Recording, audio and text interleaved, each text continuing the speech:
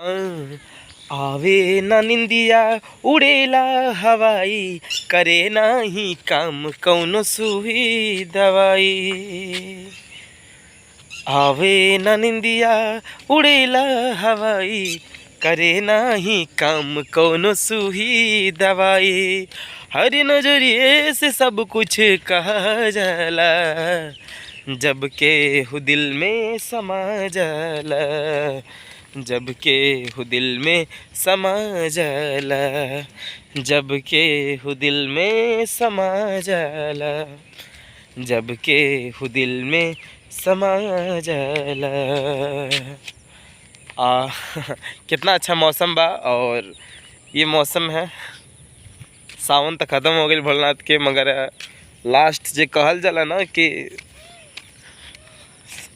सावन के जो लास्ट रहेला उहे बा। और कुल बहुत अच्छा लगा था, मौसम बड़ा सुहाना बा, एकदम मन करा था कि का करी का ना करी।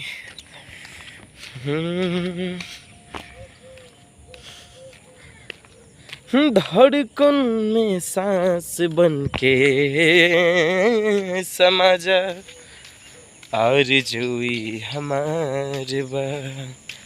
हाँ धड़कन तो हर नाम पुकारे, बहिया में आके देख ला,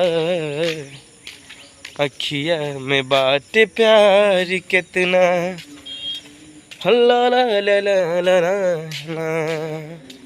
आप लोग इतना सारा प्यार दे रहे हैं मुझे यूट्यूब पे, और इतना सारा अच्छा, और वीडियो को अगर अच्छा लगता हो तो ज़रूर शेयर करें।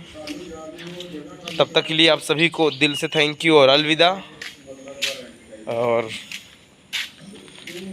हम लोग बस ऐसे प्यार बना के रखें। जय हो, आप सभी को दिल से थैंक यू।